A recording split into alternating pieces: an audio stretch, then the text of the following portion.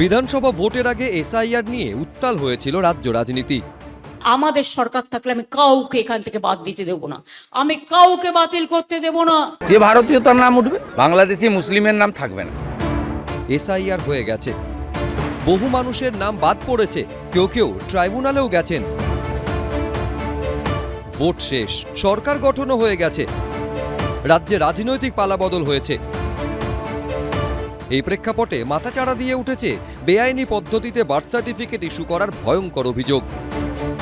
Certificate যেটা issue হলো যার মধ্যে আপনার 46,998 46,998, ওর মধ্যে 11,390 যেটা আছে ওটা জেনুইন ছিল না, প্রায় 25% ফলস ছিল। এসব লোক যেটা আছে আপনার ভোটার রোলে ঢুকে গেছে, অন্য সুবিধা পাচ্ছে, সব পাচ্ছে, যেটা আছে যেটা ফলস আছে। এই আবহেই বারবার ঘুরে ফিরে আসছে এসআইআর এর সময় নথি নিয়ে তৎকালীন মুখ্যমন্ত্রী মমতা বন্দ্যোপাধ্যায়ের মন্তব্যের প্রসঙ্গ।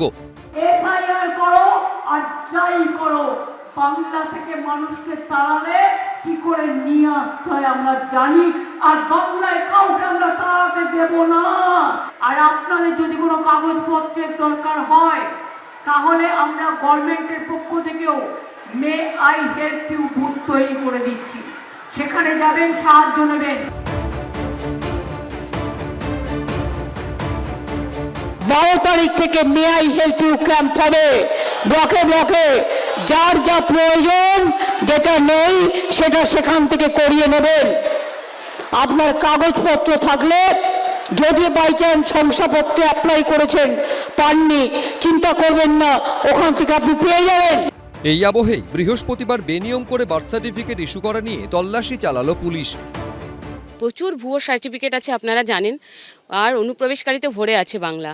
তো সেখানে দাঁড়িয়ে আজকে এটা হবে ডেথ এবং বার্থ সার্টিফিকেট নিয়ে, এটা হওয়ার কথাই ছিল। তদন্তে বড়সড় কি কিছু উঠে আসবে? রানা দাস, ঐশী মুখোপাধ্যায়, রুমা পালের রিপোর্ট, এবিপি আনন্দ। কলকাতা হাইকোর্টের অনুমতিতে বিড়লা তারামণ্ডলের সামনে 21শে জুলাইয়ের সভা করেছিল কালীঘাট তৃণমূল, কিন্তু সেই কর্মসূচিতে আদালতের নির্দেশ অমান্য করার অভিযোগ এনে স্বতঃপ্রণোদিত মামলা করল হেস্টিংস থানা। কালীঘাট তৃণমূলের 21শে জুলাই কর্মসূচির আয়োজক ও আহ্বায়কদের বিরুদ্ধে এফআইআর করল পুলিশ। আমাদের আইন মেনে ক্যাথিড্রাল রোডে কোর্টের অর্ডার মেনে একটা ফ্ল্যাঙ্ক ফাঁকা রেখে আমরা আমাদের মিটিং করছিলাম।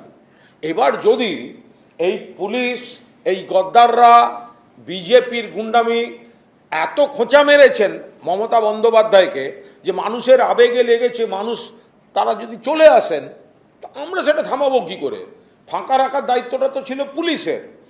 এবার মানুষের আবেগকে আপনি কি দিয়ে বাঁধবেন? প্রশাসনিক ব্যাপার, প্রশাসন বুঝবেন। তৃণমূল মানেই হচ্ছে অন্যায়, এবং তারা কখনোই সংবিধানের সঙ্গে কোনোদিনও যায়নি।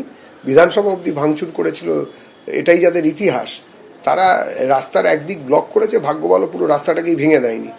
প্রশাসনকে এরপরে ওনাদেরকে পারমিশন দেওয়ার আগে 100 বার ভাবা উচিত। পুলিশের বক্তব্য, কলকাতা হাইকোর্টের নির্দেশ ছিল ক্যাথিড্রাল রোডের একদিকে সভা হবে, আরেক দিক দিয়ে গাড়ি চলাচল করবে, কিন্তু কালীঘাট তৃণমূলের সমাবেশের দুদিকের রাস্তাতেই সমর্থকরা জমায়েত করেছিল বলে জানিয়েছে পুলিশ।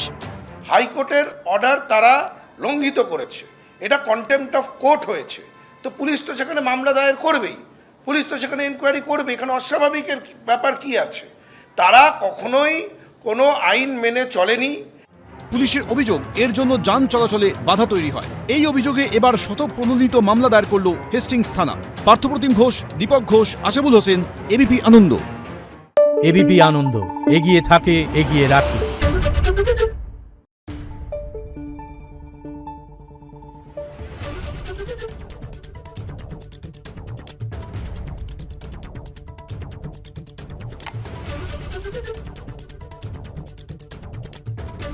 Thank you.